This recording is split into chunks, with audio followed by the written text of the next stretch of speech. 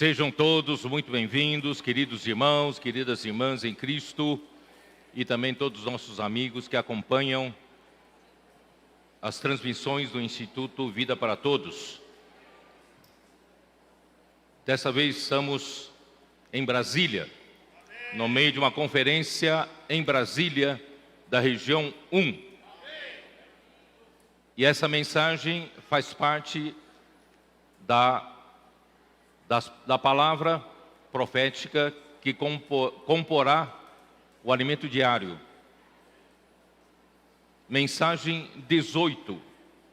O aperfeiçoamento dos santos para a obra do ministério. Efésios capítulo 4, versículos de 7 até 16. Hoje é um dia das eleições no Brasil. E cada um dos irmãos aqui no Brasil exerce a sua cidadania, o seu dever cívico, para fazer a sua votação de acordo com a sua visão, sua consciência.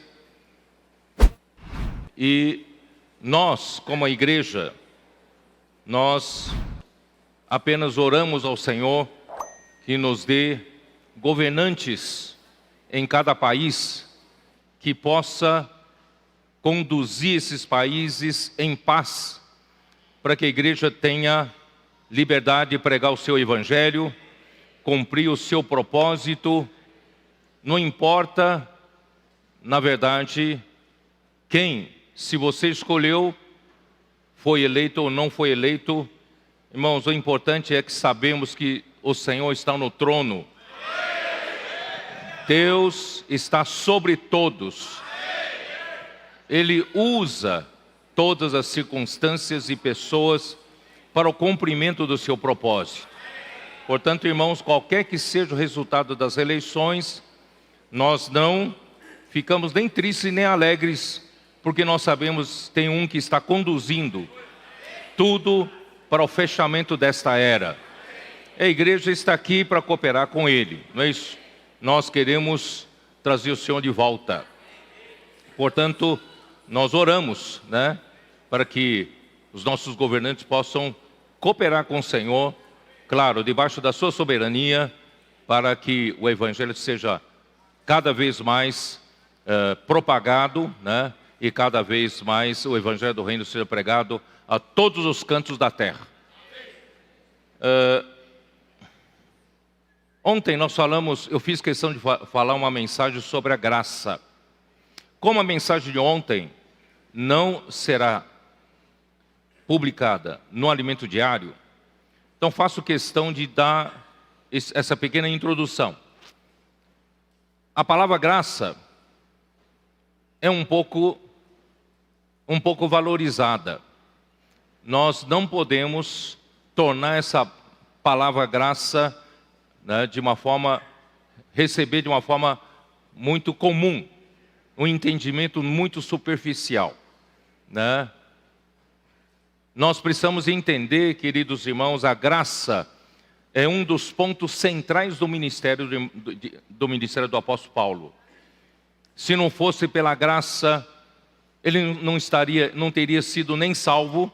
Se não fosse pela graça, ele não sairia de uma posição de um opositor da igreja e se tornaria um dos ministros mais importantes que tem trazido a revelação dos mistérios de Deus. Tanto é que ele, em 1 Coríntios capítulo 15, versículo 10, vamos abrir nossas Bíblias, 1 Coríntios 15,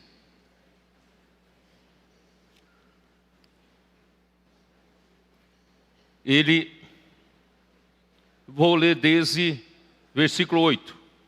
E afinal, depois de todos, foi visto também por mim, como por um nascido fora de tempo.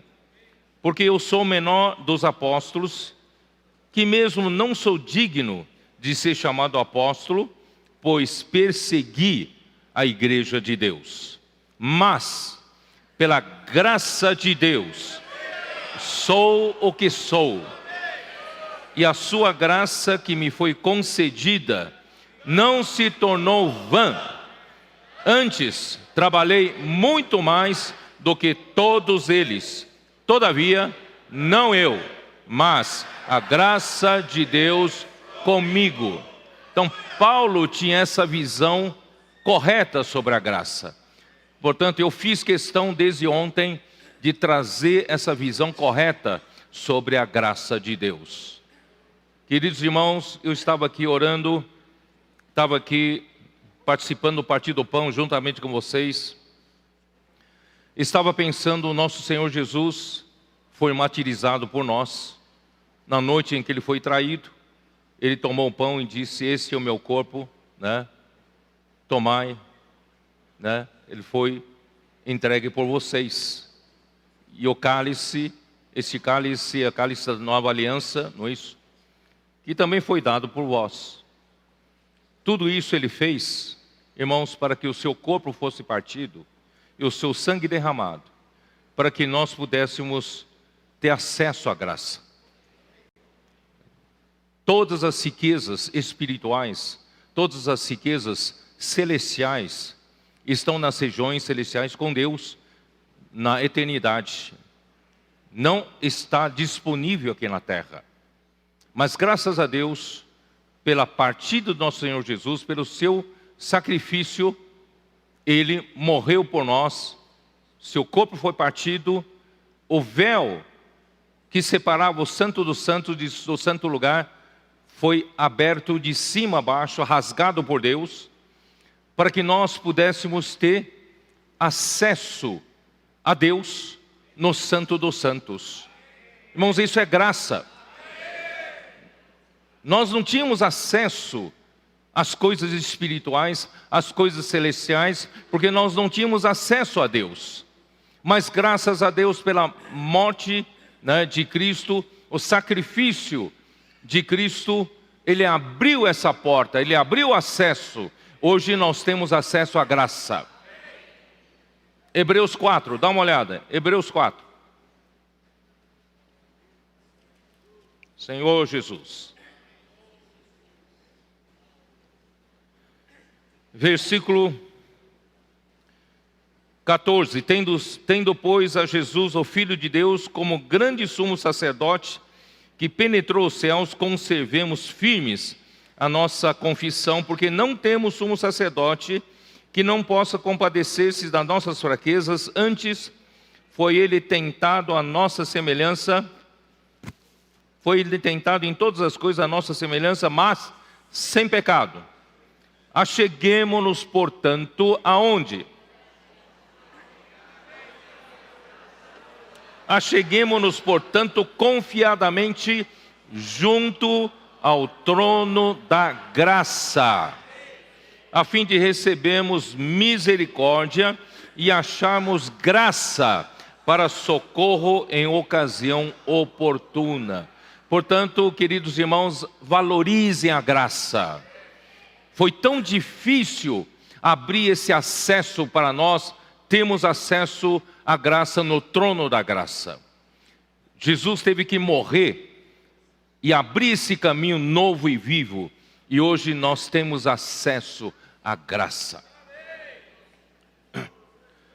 Ontem eu também falei que Efésios capítulo 1, versículo 3, quando diz: bendito seja o Deus e Pai de nosso Senhor Jesus Cristo, que nos tem abençoado com toda sorte de bênção espiritual nos lugares celestiais. Irmãos, essa toda sorte de bênção espiritual é a graça.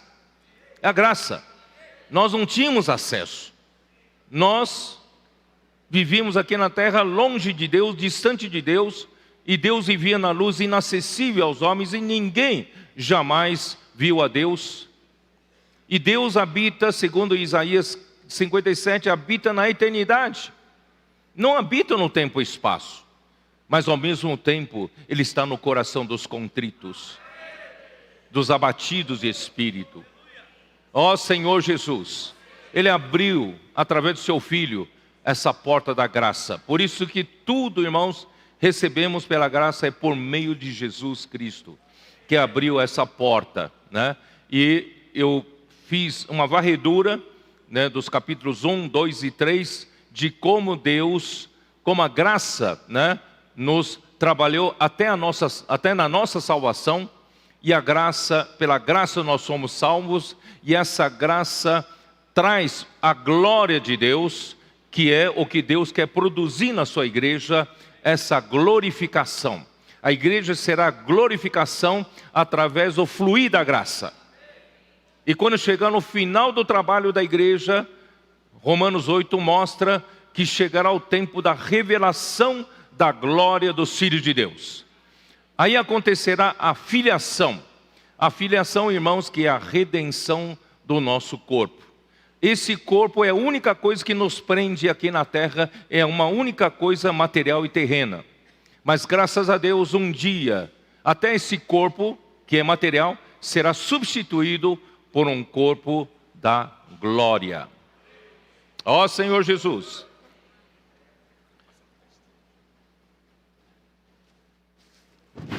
E, irmãos, tudo isso é maravilhoso. E ele providenciou o apóstolo Paulo como despenseiro da casa de Deus, ou como o dispensador da graça de Deus. O que esse apóstolo fez, irmãos, foi dispensar as riquezas insondáveis de Cristo como graça para as pessoas e para a igreja.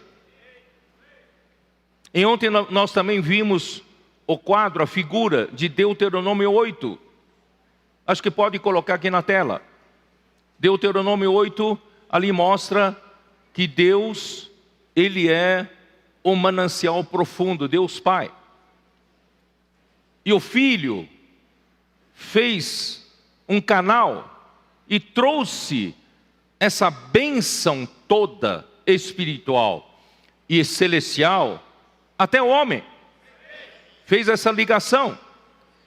E Jesus morreu, foi glorificado, tornou-se o Espírito, e o Espírito é esse ribeiro de água, rio da graça, que fluiu até nós. E foi muito bom aqui na nossa comunhão, oração antes da reunião, o irmão, muito tocado por isso, ele disse o seguinte, ele mostrou uma coisa, que tudo o que nós estamos fazendo, seja imersão na palavra, saídas para pregar o evangelho, fazer comportagem, posso orar por você, o Expolivro, Bucafé, né? O SEAP, o Avança Jovem, a rede das conectadas das mulheres e a rede dos homens, né, de oração, tudo isso, irmãos, são ferramentas que Deus nos deu para fazer o quê? São as ferramentas para quê? Para fluir a graça. E o próprio Deus triuno já deu esse exemplo para nós. Volta primeiro, de novo, para a figura de Deuteronômio 8. Deus não é um só, não é o único Deus? Mas por que Ele também é Pai, Filho e Espírito Santo? Qual é a razão dele ser o Pai, Filho e Espírito Santo? Porque Deus é único. Deus, na essência, é representado por essa água que está no manancial profundo. Na verdade, essa figura você pode entender invertida, né? O manancial profundo não está debaixo da terra, está no céu, né? E por quê? Porque ele precisa ter a trindade, o Pai, o Filho e o Espírito. Porque, irmãos, desculpe falar, são meios para ele nos alcançar. Ou melhor, deixe-me tomar emprestada essa palavra ferramenta. São ferramentas para Deus chegar até nós.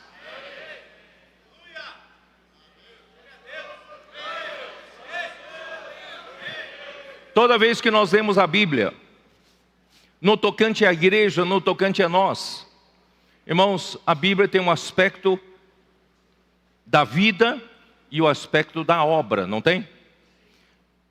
Mateus 25 fala da parábola das 10 virgens. que se refere ao crescimento de vida, à maturidade de vida. Aquelas 5 virgens sábias tinham vasilha cheia de azeite, e as nécias não tinham. Mas logo em seguida ele fala da parábola dos talentos. E os talentos referem-se à obra. Então nós temos que cuidar das 2 coisas. Temos que cuidar da vida, do crescimento de vida, maturidade de vida, e também da obra, levar o evangelho para frente, fazer a obra do Senhor. Mas irmãos, agora olhando para essa figura, com o próprio modelo do Deus triuno, irmão, ficou mais claro para nós de que a obra e a vida têm um único objetivo, um único propósito. Não sei se você está me entendendo. A obra é como a ferramenta, o canal. Para quê? Para fluir a graça, para fluir vida. Então vida e obra estão inerentemente ligadas. Alguns falam, não, eu sou mais da linha da vida, não gosto muito de obra. Irmãos, sem obra não há crescimento de vida, não há fluir de vida. Vocês estão me entendendo? Por isso que em Gênesis 2, nós lemos ontem, que do jardim do Éden saía um rio, que regava o jardim. Mas esse rio se dividia em 4 braços. E no braço principal, Pison, tem materiais para edificação. E outros 3 braços são para quê? Para esses 4 braços atingirem todas as pessoas em 4 cantos da terra. Deus não quer deixar ninguém de fora. A oportunidade de levar a graça até elas, irmãos, tem que ser dada. Mas quem são esses 4 rios? É você. São as ferramentas. O SEAP prepara essas ferramentas. Os comportores são canais para levar a vida. Então a obra e vida são uma coisa só, irmãos. A obra é para levar a vida. Os canais são para levar graça. O Expo Livre é para quê? Para levar graça. A comportagem para levar graça. A pregação do evangelho pela igreja, levar graça. E o cuidado, da sede de cuidado, é para suprir graça e edificação. Vocês estão entendendo? Então não separe mais. E se você disser, eu não estou nem aí com a obra, meu negócio é vida. Irmãos, você queira ou não queira, você faz parte de um canal do rio. Se você não se preocupa com a obra, também você não tem vida. Não cresce, a vida não cresce. Não sei se você está me entendendo. É o fluir da vida pelo canal, é que nos faz crescer. Alguns vão dizer, mas peraí, os irmãos não estão praticando adequadamente essas ferramentas. Irmão, não se preocupem. Não se preocupem em você querer corrigir, você querer julgar, criticar. Não se preocupe. O próprio fluir da vida vai corrigir. O próprio fluir da vida vai fazer ajustes. Quem acredita nisso? Se alguma coisa não está adequada, o fluir da graça vai acertar. Quanto a nós, irmãos, sejamos simples, obedientes à palavra. Vamos praticar, vamos ser esses canais de vida para alcançar as pessoas. Se o Senhor não tivesse esses canais, irmãos, como a graça pode ser dispensada, né? Ó Senhor Jesus. Por isso que o apóstolo Paulo era o dispensador. Ele tinha um grupo de dispensadores. E todos vocês, irmãos, vocês jovens que saíram ontem na fábrica de vencedores, foram canais dispensadores à graça. De um lado a vida de vocês vai crescer, e por outro lado vocês estão levando graça para muitas pessoas. E assim vai trazer a edificação do corpo de Cristo. Muito bem, então nós temos que dar sequência. Vamos entrar, porque essa mensagem é um pouco longa, porque eu tenho que abordar do versículo 7 de Efésios 4 até o versículo 16, né? Então, versículo 7, porque se não entendermos, irmãos, como a graça, o verdadeiro sentido da graça, nós não entenderíamos esta mensagem. Por isso que eu fiz questão de ontem falar sobre a graça. Versículo 7. E a graça foi concedida a cada um de nós, segundo a proporção do dom de Cristo. É interessante que nós falamos na mensagem passada, nós fizemos um paralelo dos versículos 4 a 6 desse capítulo com 1 Coríntios 12, de 4 a 6. E quando nós colocamos juntos esses 6 versículos, nós vamos ver que a diversidade de dons, mas o Espírito é um só, quem distribuiu os dons a todos os membros, não é?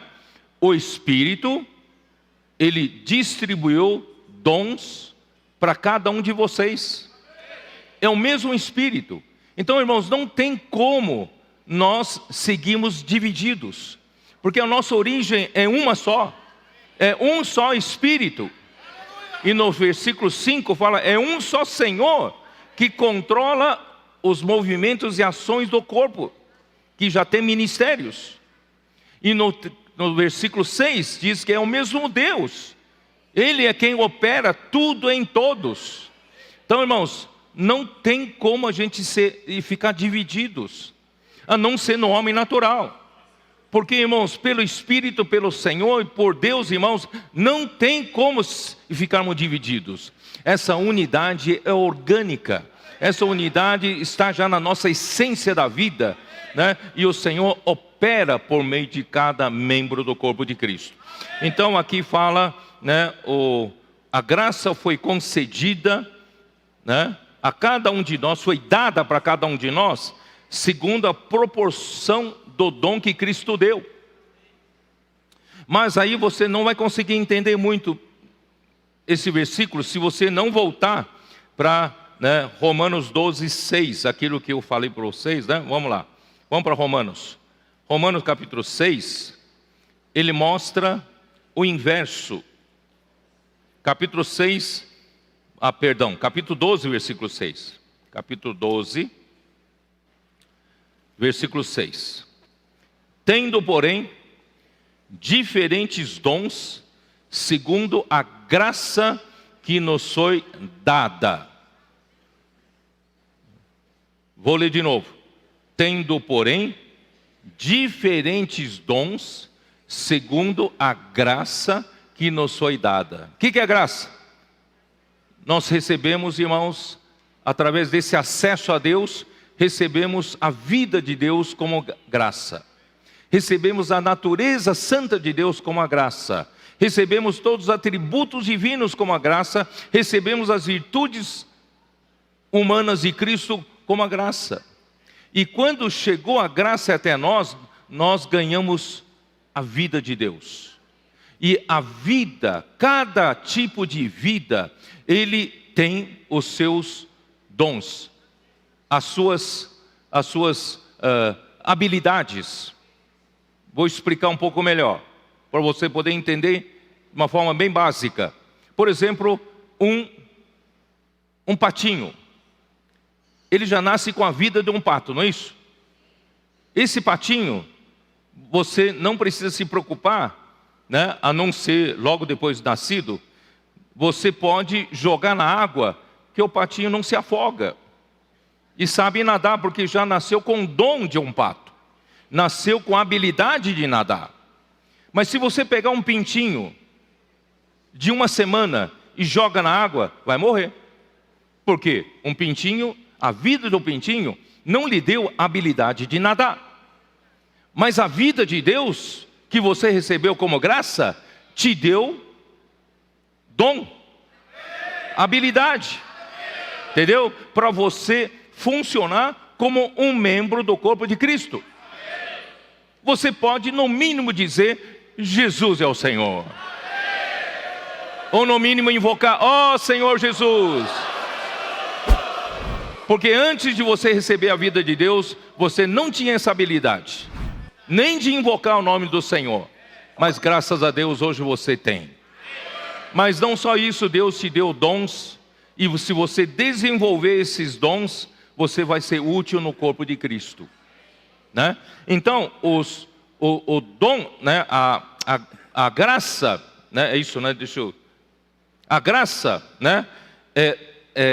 Nós temos diferentes dons de cada membro, que é segundo a graça que recebeu. A mesma graça chega a todos nós, mas ele distribui dons diferentes, porque nós temos que ter membros diferentes do corpo. E a graça é a própria vida divina que circula pelo corpo. É como sangue, corrente sanguínea, que une todos os membros do corpo, levando vida para todos os membros do corpo, pelo suprimento da palavra de Deus. E os dons são a capacidade de cada membro exercer as suas funções. Você precisa dessa capacidade para você exercer a sua função. E assim, os dons que cada um tem são provenientes da vida que você recebeu. Estou certo ou não? A vida que você recebeu te deu dons, te deu habilidades e capacidade de funcionar. Mas aqui é inverso, em Efésios 4 é inverso.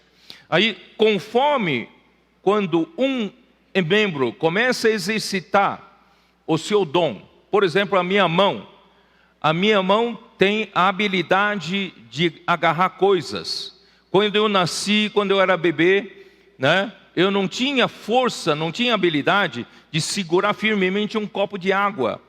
Mas se alguém encostar, um bebê recém-nascido, encostar na palma da minha mão qualquer objeto, tem a tendência de querer agarrar, embora não tenha ainda a capacidade de segurar firme um copo d'água, tá? Mas conforme eu fui crescendo, desde bebê, eu fui desenvolvendo esse dom, não foi isso? Desenvolvendo esse dom até que hoje eu não preciso nem pensar que eu consigo segurar um copo firmemente. Então já posso executar alguma atividade para o corpo. Se o corpo disser: agora estou com sede, preciso da sua ajuda para colocar água na minha boca, então essa mão automaticamente, não preciso nem pensar, realiza essa tarefa.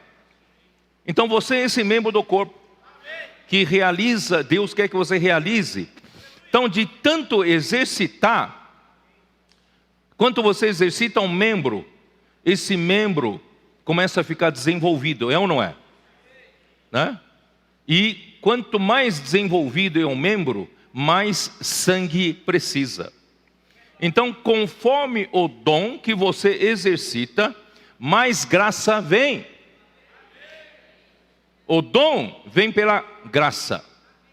Mas quanto mais você exercita o dom que a graça te deu, mais a graça precisa suprir você com sangue, com energia, com suprimento. Então, irmãos, não se preocupe, vamos exercitar nos nossos dons. Quanto mais exercitamos, mais a graça vai vir, vai nos suprir, né? Vai nos fazer crescer, vamos nos desenvolver mais, né? Até sermos cada vez mais úteis na mão do Senhor. Versículo 8: por isso diz: quando ele subiu às alturas, levou cativo o cativeiro e concedeu dons aos homens. Irmãos, esse versículo não dá para entender só ele. Vou ter que ler também o versículo 9 e 10. Ora, que quer dizer que subiu? Senão que também havia descido até as regiões inferiores da terra. Aquele que desceu e é também o mesmo que subiu acima de todos os céus para encher todas as coisas. Esses 3 versículos são difíceis de entender, mas eu vou tentar explicar. Irmãos, essa palavra, quando Cristo subiu às alturas, Ele levou cativo o cativeiro e concedeu dons aos homens. Esses dons desse versículo já não são os dons que o Espírito dá para cada membro. Espero que vocês entendam. Esses dons já são pessoas que Deus dá como presente para o corpo. Para o corpo. Para quê? Para o benefício do corpo. Mas de onde nosso Senhor Jesus foi buscar essas pessoas? Quando vocês não imaginam, quando nosso Senhor Jesus morreu na cruz, Ele foi imediatamente para o Hades. E no Hades estão todos os seres humanos. Você sabia disso? Porque, irmãos, todos nós, quando pecamos, quando Adão transgrediu contra a palavra de Deus no jardim do Éden, o pecado entrou no mundo. E pelo pecado, a morte entrou. E a morte passou para todos os homens. Daí, irmãos, todos nós ficamos na morte. Todos os seres humanos ficaram na morte. Por isso que Efésios 2, irmãos, é uma grande graça. Ele nos deu vida, estando nós mortos em nossos delitos e pecados. Irmãos, quando nosso Senhor Jesus Cristo Ele foi para o Hades, para as regiões inferiores da terra, quando Ele subiu, quando Ele ressuscitou, Ele levou cativo esse cativeiro. Esse cativeiro são todos os seres humanos que foram arrastados pela queda do homem para a morte. E o nosso Senhor Jesus, quando Ele foi para a região inferior da terra, falou: eu vou tirá-los. Ele os tirou. Ele levou ao céu. Mas nem todos que Ele tirou vai ser uma coisa boa. Porque em 2 Coríntios 2 falam: uns terão cheiro de vida para vida, mas outros terão um cheiro de morte para morte. Mas Ele levou a todos. Como é isso? 2 Coríntios, abre a sua Bíblia, por favor, em 2 Coríntios 2, versículo 14. Graças, porém, a Deus, que em Cristo sempre nos conduz em triunfo, e por meio de nós manifesta em todo lugar a fragrância do seu conhecimento. Irmãos, essa palavra, graças a Deus, que em Cristo sempre nos conduz em triunfo, é uma palavra que é usada como uma metáfora dos generais romanos que saíam às guerras e conquistavam território para o Império Romano e trazia cativo todos os melhores daquela terra. E traziam como escravos. Lá atrás, na frente, eles entravam em Roma em grande estilo. No Capitólio, ali estava o exército desse grande general. E atrás estavam os que foram trazidos cativos. Irmãos, é isso que aconteceu quando Cristo foi no Hades e trouxe esses cativos. E nós somos trazidos nessa procissão desses cativos. Só que no meio desses cativos, irmãos, alguns se renderam ao general. Alguns foram vencidos por ele, foram conquistados por ele. Alguns são de vida para vida. Você vai dizer: peraí, como é que se separa aí? Como é que se faz essa seleção? Irmão, essa seleção está na bênção do Pai. A bênção do Pai não é escolha e predestinação? e a escolha e predestinação, você não viu que Deus te escolheu antes da fundação do mundo? Para você ser santo e irrepreensível? Você não viu também que na bênção do Pai, Ele te predestinou para a filiação? Para que você seja um filho maduro, para herdar Deus como sua herança? Mas como é isso? Romanos nos mostra que isso depende da determinação de Deus somente. Porque não é pelas obras do homem, não é pelo que, quem corre e de quem quer, mas de Deus usar sua misericórdia.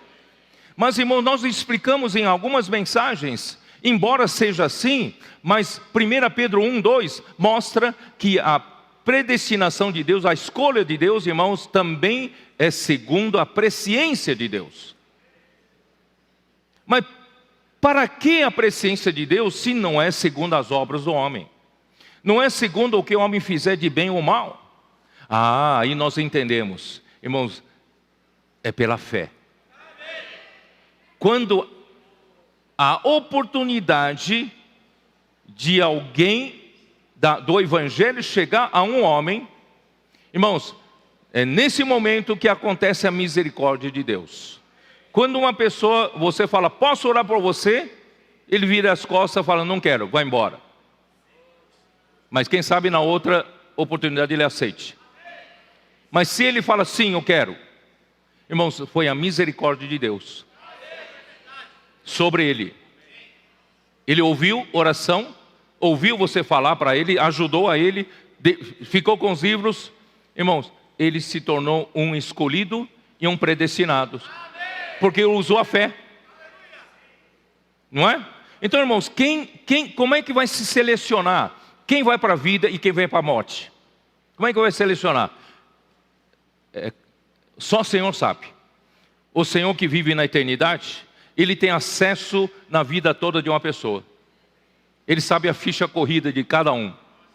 Ele sabe se em determinado momento Deus exercer misericórdia, ele vai crer ou não vai crer. Aí ele vai fazer essa seleção de vida para vida, para morte para morte. Então vamos continuar lendo. Porque nós somos para Deus como bom perfume de Cristo, tanto nos que são salvos, como nos que se perdem. Então tem duas alas, não é isso? Para com estes cheiro de morte para morte. Eles vão seguir atrás, ali, certo? Emburrados, não é isso?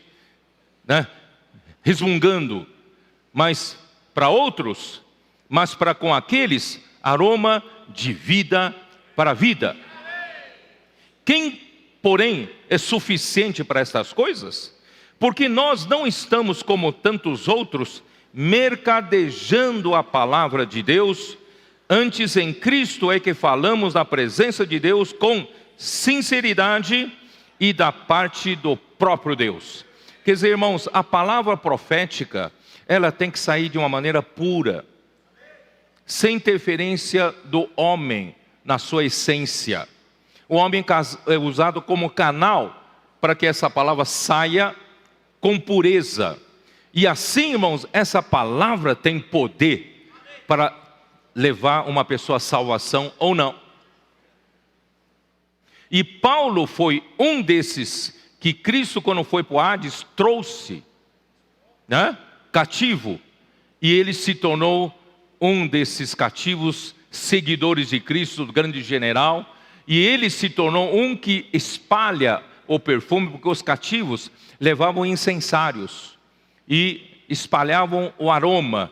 Paulo era um espalhador de aroma de Cristo, do conhecimento de Cristo. Ele usava o seu dom, o seu ministério, para falar a palavra de uma maneira pura, e essa palavra espalhava o perfume de Cristo. Então, irmãos, mas aquela situação do versículo 7 de Efésios 4, ali fala, vamos lá. Versículo 8.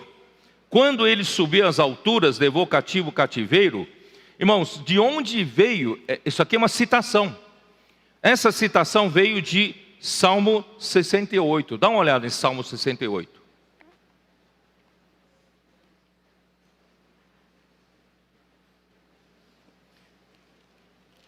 Qual é o conteúdo do Salmo 68? Do que trata Salmo 68? Salmo 68 retrata como Deus se movia na terra por meio de Cristo, já no Antigo Testamento, representado pela Arca da Aliança. Isso está em Êxodo 25, vamos dar uma olhada. Êxodo 25, versículo 10.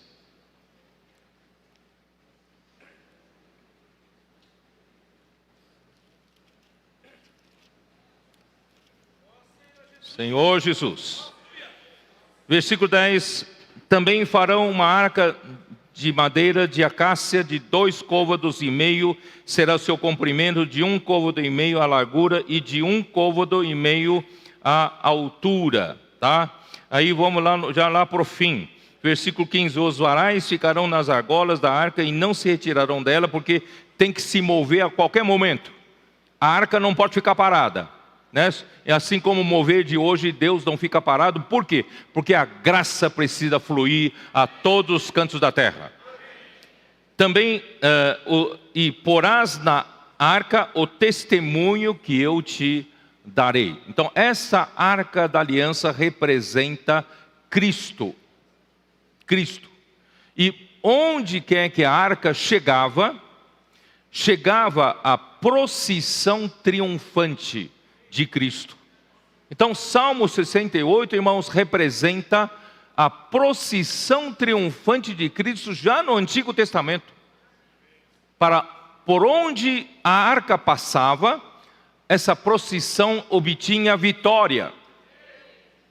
Tá? Então vamos lá. Versículo 1. Salmo 68, versículo 1. Levanta-se Deus, dispersam-se os seus inimigos. O que quer dizer isso? Quando a arca é levantada, levantou-se Deus e os inimigos se dispersam. De sua presença fogem os que o odeiam, os que o aborrecem. Como se dissipa a fumaça, assim tu os dispersas. Como se derrete a cera ante o fogo, assim à presença de Deus perecem os iníquos.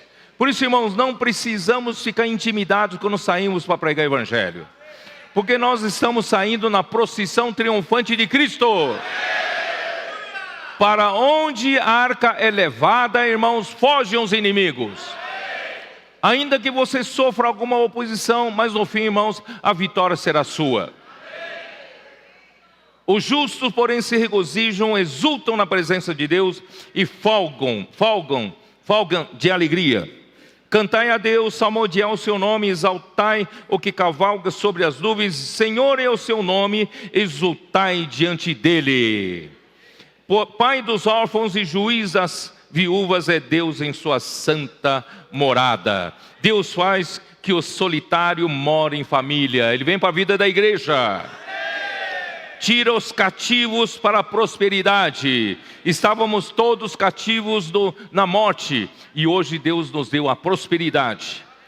Só os rebeldes habitam em terra estéril, quer dizer, eles continuam rebeldes, então vão seguir para a morte. Ao saíres, ó Deus, à frente do teu povo, ao avançares pelo deserto, tremeu a terra. Também os céus gotejaram a presença de Deus, o próprio Sinai se abalou na presença de Deus, ó Deus Israel. Copiosa chuva derramaste, ó Deus, para a tua herança, quando já ela estava exausta, tu a restabeleceste. Irmãos, quando a vida da igreja parecia já não fazer tanto sentido, graças a Deus, irmãos, o Senhor nos revitalizou. O Senhor nos revigorou. Irmão, hoje vivemos a vida da igreja com alegria. Nós vemos sentido na nossa vida, não é isso? Ali habitou a tua grei, teu rebanho, né? Em tua bondade, ó Deus, fizeste provisão para os necessitados. Aleluia! Tem muitos necessitados aí afora, irmãos, nós estamos levando a provisão para eles. O Senhor deu a palavra, grande é a falange das mensageiras das boas novas. Irmãos, muitas irmãs estão aí. As mulheres que eram só donas de casa, mas hoje, irmãos, são nossas guerreiras. nas ruas, né? Pregando o evangelho e também nas redes de cuidado, cuidando das mulheres. Reis e exércitos fogem, e dona de casa reparte os despojos. Dona de casa tem lugar de honra mais do que os reis, né? Ó Senhor Jesus. Versículo 15: o monte de Deus é Bazã, serra de elevações e o monte de Bazã, porque olhais com inveja, ó monte elevada. Irmãos, aqui é o monte Sião. O monte que Deus escolheu para sua habitação é Sião. O Senhor habitará nele para sempre. Os carros de Deus são 20.000, sim, milhares e milhares. No meio deles está o Senhor. O Senhor está no nosso meio, irmãos. O Sinai tornou-se em santuário. Agora vem o versículo 18, que é a citação de Efésios 4. Subiste às alturas e levaste cativo o cativeiro, recebeste homens por dádivas, até mesmo rebeldes, para que o Senhor Deus habite no meio deles. Bendito seja o Senhor, que dia a dia leva o nosso fardo. Deus é a nossa salvação. O nosso Deus é o Deus libertador. Com Deus, o Senhor, está o escaparmos da morte. Ó Senhor Jesus, não tenham tempo de ler todo o salmo, vocês leiam em casa. Ó Senhor Jesus. Então, como é bom, irmão, estar nessa procissão. Essa procissão é triunfante. Senhor Jesus, o monte, a arca, irmão, se moveu do monte Sinai até o monte Sião, que representa, irmãos, a ascensão de Cristo até o terceiro céu. Irmãos, hoje o monte Sião, de um lado representa a igreja, mas esse monte Sião não está mais lá em Jerusalém. Esse monte Sião foi levado para o terceiro céu, onde Cristo está, né? O lugar de habitação que de Deus é edificado sobre o monte Sião nos céus. Salmo 76, 2. Dá uma olhada rápida. Salmo 76, versículo 2. Em Salém está o seu tabernáculo, e em Sião a sua morada. É o ponto mais alto do universo. Apocalipse 12, 22 fala para onde foi levado, né, o filho varão. 12, deixa eu ver. Hebreus 12, 22, perdão. Hebreus 12, 22, né, ali fala que o Sião hoje está no céu. Mas tende chegado a Monte Sião e a cidade do Deus vivo, a Jerusalém celestial. Irmão, hoje Sião foi transferido para o terceiro céu. Por isso, irmão, nós estamos lutando, né, com a nossa sede lá no céu. Ninguém vai atingir a nossa base. E Apocalipse 14, 1 mostra que as primícias, os vencedores vivos, né, estarão com o cordeiro em pé. Versículo 1: olhei e eis o cordeiro em pé sobre o monte Sião, e com ele 144.000, tendo na fronte escrito o seu nome e o nome de seu pai. Irmãos, ele chefia um grupo de vencedores. Irmão, nós queremos segui-lo. Ele é o nosso grande general. Vamos seguir a ele, né? E, ó Senhor Jesus, bom, aqui tem alguma coisa que eu não vou desenvolver muito. E quando Jesus foi às regiões inferiores da terra, ele trouxe ele levou o cativo ao cativeiro, né? E ele entregou o Pai na ascensão. E o Pai devolveu a ele, né? Devolveu-os a Cristo, fazendo de cada um dons para Cristo. Você sabia que de um lado, né, logo em seguida nós vamos ver que Cristo, ele deu para a igreja alguns homens que são dons para a igreja, que são os apóstolos, profetas, evangelistas, pastores e mestres. Mas de uma forma geral, Ele também deu você como dons para a igreja. Graças a Deus que no corpo de Cristo tem você. Não pode faltar você. Você é importante, você é um membro importante do corpo de Cristo. Então, irmãos, quando Ele subiu às alturas, entregou para Deus Pai devolveu e deu dons para a igreja.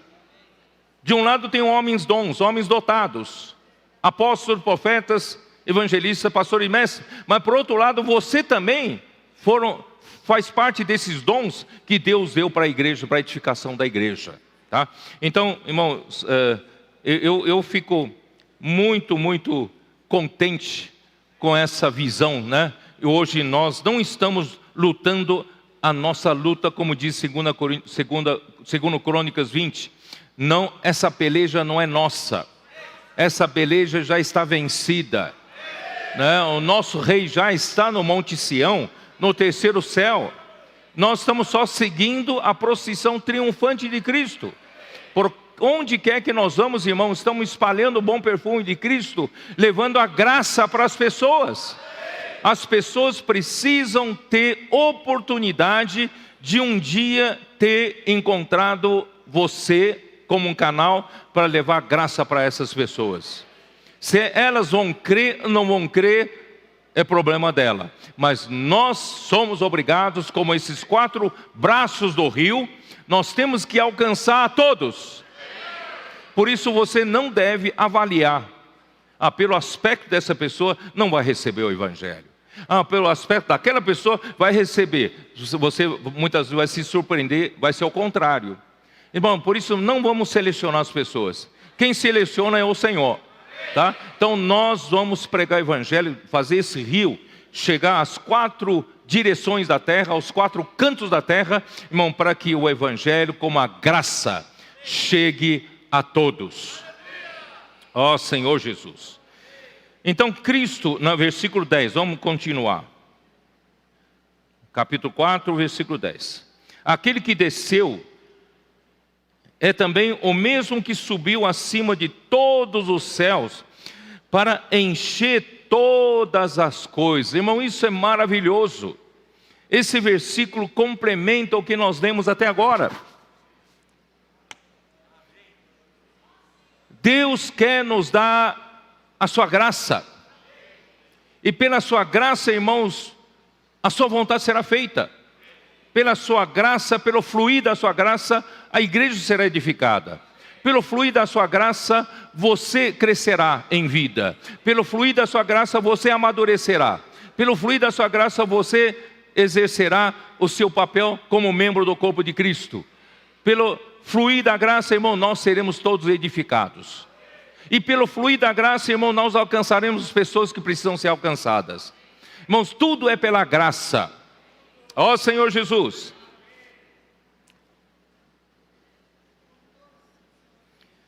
Deus quer usar você. Assim como usou Paulo. O que Paulo disse em Efésios 3? Ele fala assim,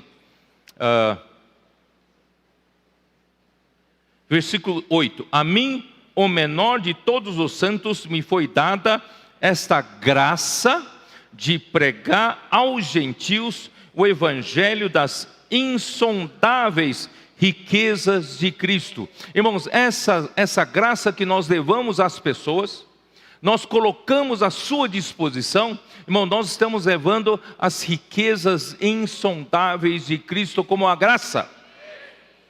E logo em seguida, no capítulo 3 ainda, mostra, irmãos, essa graça vai fazer um trabalho naqueles que receberem corretamente essa graça. Cristo vai passar a habitar no coração dessas pessoas. Cristo vai passar a ser o Senhor dessas pessoas. Não somente uma pessoa é salva, regenerada no Espírito e trancafiar Cristo no espírito humano. Vamos convidá-lo a viver na nossa alma. Vamos convidá-lo a entrar e ser o Senhor da nossa mente, da nossa emoção, da nossa vontade. ele se sinta à vontade na sua casa, que é meu coração. Diga para ele daqui para frente: eu não sou mais dono de mim mesmo. Não sou dono dos meus pensamentos. Não sou dono das minhas emoções. Muito menos das minhas decisões. Não é maravilhoso, irmãos? Cristo, ele quer habitar, se sentir à vontade na sua casa, que é o nosso ser, nosso coração.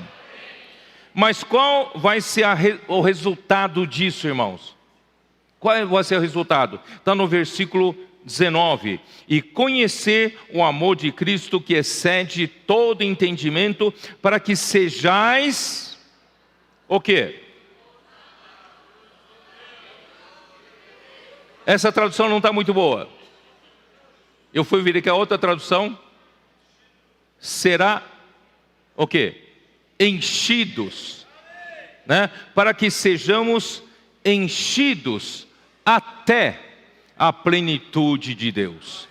Não sei, irmãos, aqui Paulo está dizendo pelo dispensar da graça, pelo dispensar desse canal. E você é um desses canais. Você está levando essa graça para as pessoas. Mas qual é o resultado de levar essa graça para as pessoas, irmãos? Você vai encher essa pessoa com o quê? Com as riquezas insondáveis de Cristo. Essas riquezas não ficam só a nível de riquezas. Essa riqueza vai causar o senhorio de Cristo na vida delas. Cristo vai passar a dominar, governar a vida delas, e elas vão continuar recebendo a graça pela palavra, e essa graça, irmãos, vai enchendo Cristo, enchendo com as riquezas insondáveis de Cristo, enchendo com a própria pessoa de Cristo, irmãos, vai enchendo até a plenitude de Deus. Então esse trabalho que Cristo fez, descendo ao Hades e subindo até o terceiro céu na sua ascensão, versículo 9, ora, o que quer dizer que subiu também aquele que havia descido até as regiões da terra? Né? Aquele que desceu também é o mesmo que subiu acima de todos os céus, lá em Sião. É para quê?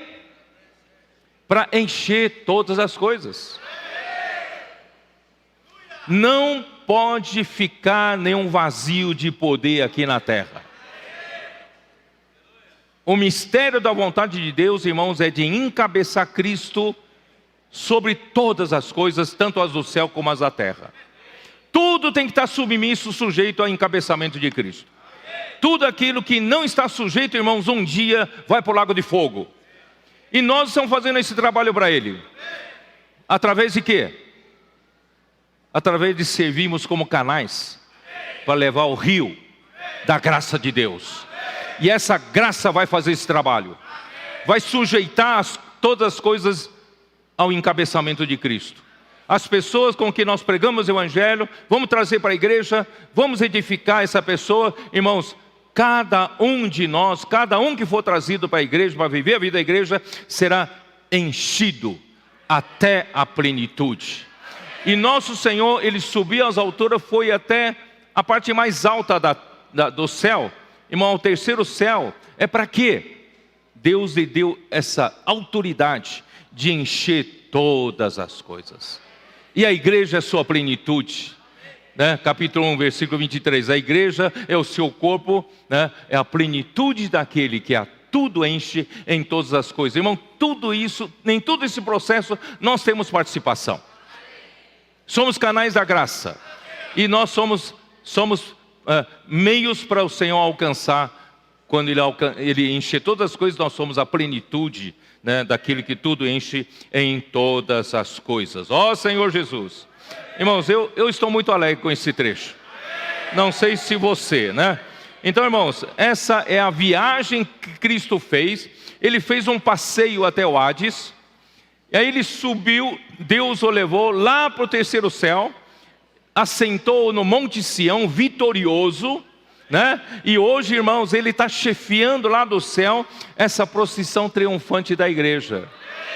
E nós estamos, irmãos, usando as ferramentas que Ele nos deu como canais de rios, para nós chegarmos às pessoas com a graça. E essa graça vai fazer o seu trabalho. Essa graça vai edificar a igreja. E vamos finalizar essa era. Oh, maravilha, amém. Aí nós podemos entrar no versículo 11 e 12. E Ele mesmo concedeu uns para apóstolos, outros para profetas, outros para evangelistas e outros para pastores e mestres. Então, irmãos, quem são essas pessoas que Deus deu como presentes para a igreja? Deus deu como dons para a igreja, como encabeçado, essa lista de pessoas encabeçado pelos apóstolos, né? Então, os apóstolos são chamados e comissionados diretamente por Deus. Romanos 1:1, como nos diz? Romanos 1:1. Paulo, servo de Jesus Cristo, chamado para ser apóstolo, separado para o evangelho de Deus, tá? Irmãos, Paulo não foi chamado pelos homens, Paulo não foi separado para o evangelho de Deus por nenhum homem, mas ele foi separado por Deus. Gálatas capítulo 1, versículo 1. Paulo, apóstolo, não da parte de homem, nem por intermédio de homem algum, mas por Jesus Cristo e por Deus Pai, que o ressuscitou dentre os mortos. Então, irmãos, um apóstolo, ele não é um escolhido dentre os homens, pelos homens. Ele não é da parte de homens, nem é por intermédio de homem algum, não é por meio de politicagem na igreja que elegeu-o como apóstolo, e nem por sucessão, irmãos, não há sucessão nessa questão, mas é por Jesus Cristo e por Deus Pai. Isso tem que ficar claro, irmãos. Mas você vai dizer, como é que eu reconheço que realmente ele foi, né, designado por Deus, ele foi chamado por Deus e escolhido por Deus para ser o enviado de Deus? Irmãos, é muito fácil, a Bíblia nos dá muitos exemplos, né? Se Jesus falou, né, quem é que, em João capítulo 6, vamos dar uma olhada, vai? Eu queria pular tudo isso, mas não vamos pular não. João 6, ou melhor, João 5,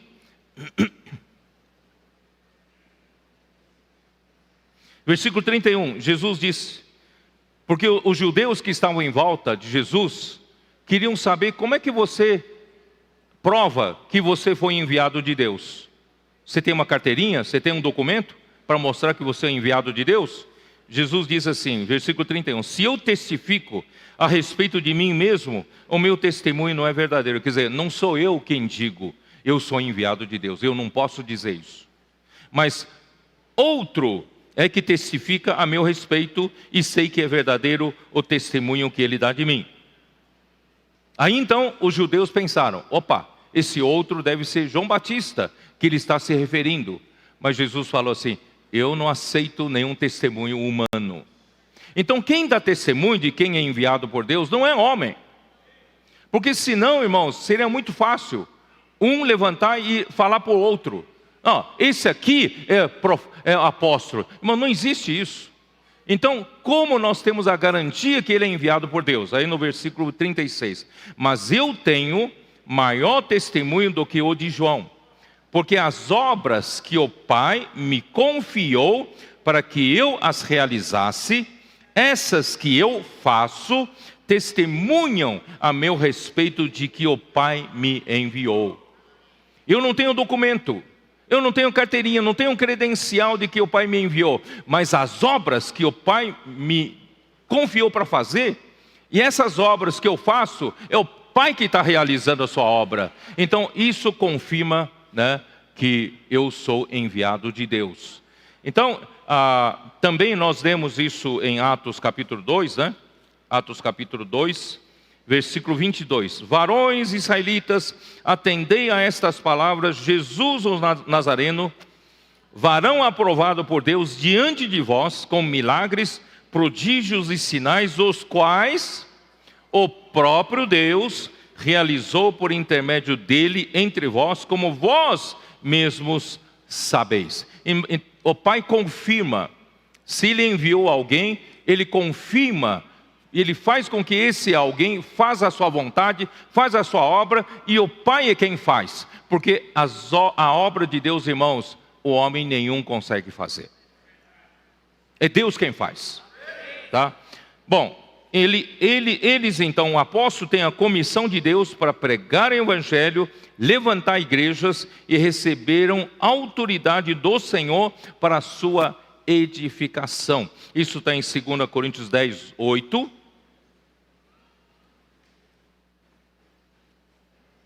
Segundo Coríntios 10, 8. Paulo fala assim: porque se eu me gloriar um pouco mais a respeito da nossa autoridade, a qual o Senhor nos conferiu para edificação e não para destruição vossa, não me envergonharei. Quer dizer, Paulo tinha autoridade para trabalhar a favor da edificação nas igrejas. Porque existe, irmãos, uma maneira de entender de que os apóstolos levantam igrejas, entregam a administração local para os presbíteros, e nunca mais o apóstolo interfere com relação à administração da igreja. Irmão, isso é um pensamento errado. A direção espiritual é dada pelos apóstolos. É ou não é? A administração local é com relação às coisas práticas. Claro que o apóstolo não vai cuidar de alugar um local de reuniões, não vai cuidar de pagamento de conta de luz. Mas a direção, irmãos, de todas as igrejas é uma só. E quem dá essa direção, irmãos, são os apóstolos. Porque o apóstolo tem autoridade para edificação, não para destruição, né? E também capítulo 13, versículo 10. Portanto, escrevo essas coisas estando ausente, para que estando presente não venha a usar de rigor, segundo a autoridade que o Senhor me conferiu para a edificação e não para destruir. Ele tem autoridade, um apóstolo tem autoridade de entrar, interferir, quando a direção espiritual de uma igreja está errada. Porque ele tem autoridade para edificar, nunca destruir. Não é? Por exemplo, Paulo já no final do seu primeiro aprisionamento em Roma, estava para ser solto temporariamente. Ele escreveu para Timóteo. Aliás, ele saiu da prisão, ele visitou Éfeso, aí ele escreveu para Timóteo, quando eu passei estava de viagem para rumo à Macedônia, eu te roguei que você permaneça em Éfeso, porque ali havia alguns que estavam ensinando um outro ensinamento, um ensinamento diferente. Você precisa admoestar. Quer dizer, Paulo estava interferindo na igreja em Éfeso quanto à direção espiritual. Ou isso não está na Bíblia? Está na Bíblia. Então, um apóstolo tem autoridade para edificar a igreja. Estou certo ou não? Portanto, irmãos, esses são os apóstolos. Agora, quem são os profetas? Profetas são aqueles que falam por Deus. Em primeiro nível, o profeta tem vários níveis. Em primeiro nível, por exemplo, em Números 12, vocês conhecem muito bem essa história, Números 12. Arão e Miriam, que são dois irmãos mais velhos de Moisés, acharam um erro em Moisés, supostamente um erro, só que quando abriram a boca por uma queixa que estava já fermentando no coração. E disseram, versículo 2, porventura tem falado o Senhor somente por Moisés? não tem falado também por nós? E o Senhor o ouviu. Claro, Miriam era mais eloquente, porque Moisés, depois dos 40 anos no deserto de Midian, ele ficou pesado de língua, pesado de boca, tanto é que ele rogou a Deus, Deus lhe deu o seu irmão Arão por sua boca. Então Arão tinha eloquência, mas Arão falava aquilo que vinha de Deus para Moisés. E eles eram profetas? Eram profetas, mas Moisés era o profeta. Então, era o varão Moisés muito manso, mais do que todos os homens que havia sobre a terra. Versículo 6. Então disse o Senhor: ouvi agora as minhas palavras. Se entre vós há profetas, eu, o Senhor, em visão a ele, me faço conhecer e falo com ele em sonhos. Irmãos, aqui está falando que o Senhor é quem dá visão, e o Senhor é que fala com o profeta em sonhos. Eu não estou falando de falsos profetas, tá? Então tem profetas de outro nível, que o Senhor fala em visão, e o Senhor, né, fala em sonhos. Aí que ele fala assim: não é assim com meu servo Moisés, que é fiel em toda a minha casa. Boca a boca falo com ele, claramente, e não por enigmas, pois ele vê a forma do Senhor.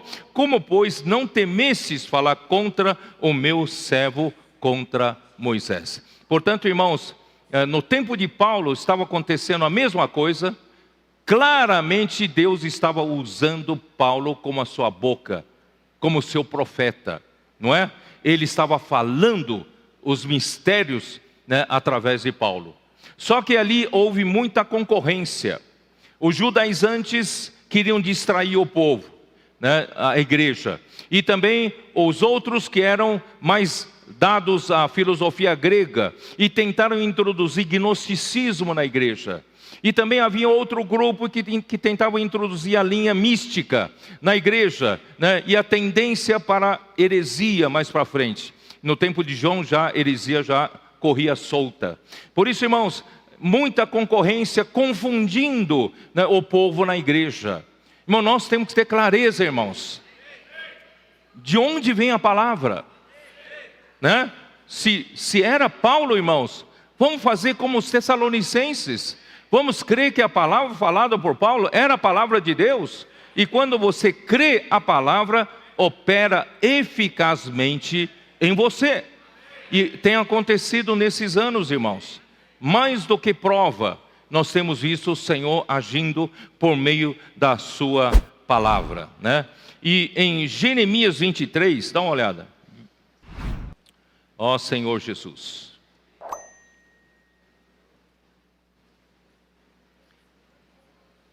Irmão, tudo isso eu estou falando e repetindo para ajudar vocês, para vocês terem clareza quanto a isso, né? Jeremias 23, versículo 28. O profeta que tem sonho, conte-o apenas como sonho. Mas aquele em quem está a minha palavra, fale a minha palavra com verdade. Que tem a palha com o trigo, diz o Senhor. Então, irmãos, o Senhor usa um canal como o apóstolo Paulo. O que desse canal fluía, irmãos, era graça e era trigo. Porque o trigo tem vida. O trigo produz a realização da vontade de Deus. E o trigo, irmãos, entre nós, produz crescimento de vida, maturidade de vida e a edificação da igreja. Então, vamos separar bem, irmãos. Deuteronômio 18, irmão, não vou nem falar, eu acho que vocês já sabem, certo? O profeta que o Senhor usa para falar a sua palavra, irmãos, como se identifica? A palavra que ele falar tem que se cumprir. Se não cumprir, não é a palavra que o Senhor falou. Então isso é muito evidente o que o Senhor falou com relação aos profetas, tá?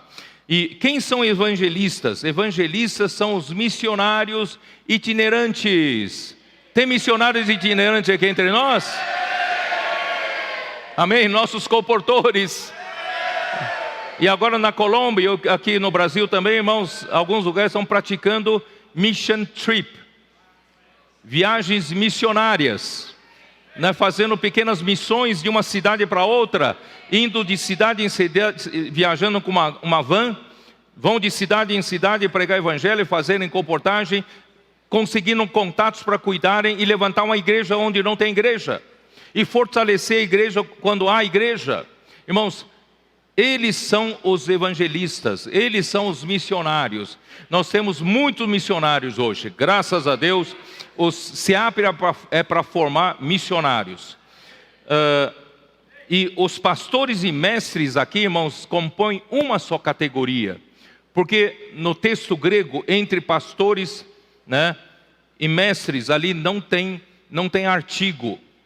Isso mostra que pastores e mestres são a mesma categoria, uma só categoria. Não são pastores uma categoria, mestre outra categoria. Em outras palavras, irmãos, ninguém consegue exercer o papel de um pastor, pastoreando as pessoas, se não sabe ensinar. Não é possível pastorear alguém se você não sabe ensinar a palavra de Deus, certo? Então, pastor e mestre é a mesma categoria de pessoas. E só que tomem cuidado, irmãos, 1 Pedro 5. Ó Senhor Jesus. 1 Pedro 5, Deus levantou pessoas para pastorear a igreja de Deus, que são principalmente, né, os irmãos que estão à frente, cuidando da igreja como rebanho. Versículo 1, né? Rogo, pois, aos presbíteros que há entre vós, eu presbítero com eles, e testemunha dos sofrimentos de Cristo, e ainda coparticipante da glória que há de ser revelada. Pastoreai o rebanho de Deus que há entre vós. Né? Os líderes das igrejas, irmãos responsáveis das igrejas, têm essa grande responsabilidade que é pastorear o rebanho de Deus. Mas não por constrangimento, não é porque é obrigado a fazê-lo, né?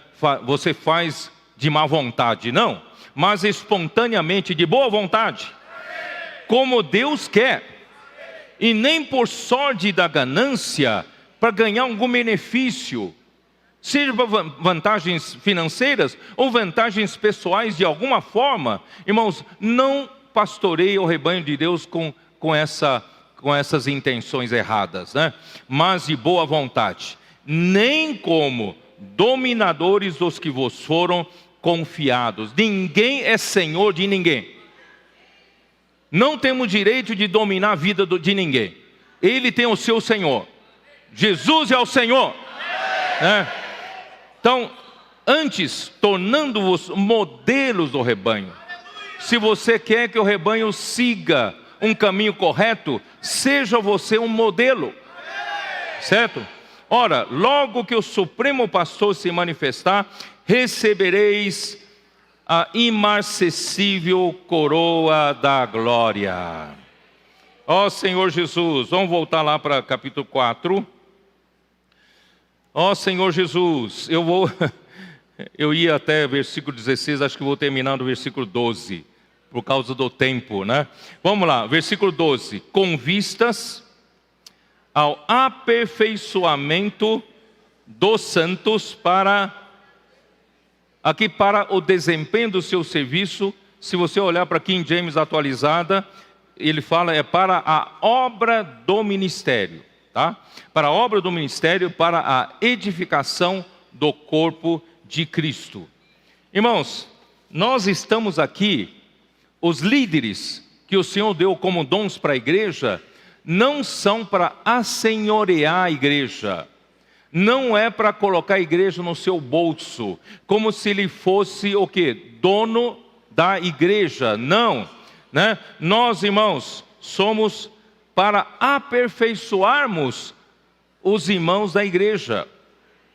Em outras palavras, cada contato que nós alcançamos nas ruas que deseja ser cuidado na igreja, precisamos conscientizá-lo de que nós estamos trazendo para a igreja, para ele ser um membro do corpo de Cristo. Porque você sabe que o homem tem um conceito religioso. Se eu quero viver tranquilamente a minha vida aqui na terra, sem preocupação de problema com Deus, eu vou sempre consultar um padre. Se eu pequei, fazer confissão para o padre, e como se o problema está resolvido, né? Se eu fiz alguma coisa errada, eu vou falar para o padre, tal, como se fosse o padre, ou o sacerdote, ou algum clérigo, né? Eu não estou aqui me referindo a uma religião ou outra, estou falando que esse é o conceito geral. Eu vou viver a minha vidinha como antes eu vivia, só que agora eu tenho um clérigo, né? que me dá um bom relacionamento com Deus. Quem sabe, né, um dia eu posso ir para o céu, né, e não ter problema, porque ele resolveu todos os meus problemas com Deus. Irmão, esse é o conceito geral. Mas nós temos que conscientizar as pessoas que nós trazemos da rua para a igreja. Dizer para essas pessoas, diga para ele, você é um membro do corpo de Cristo.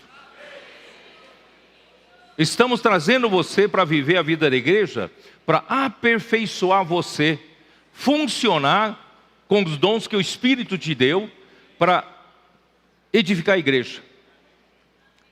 Porque senão ele vai pensar, aqui na igreja é diferente, eu não encontrei aquilo que eu precisava e cai fora. Não, conscientiza essas pessoas, ele vai ter que pagar um preço.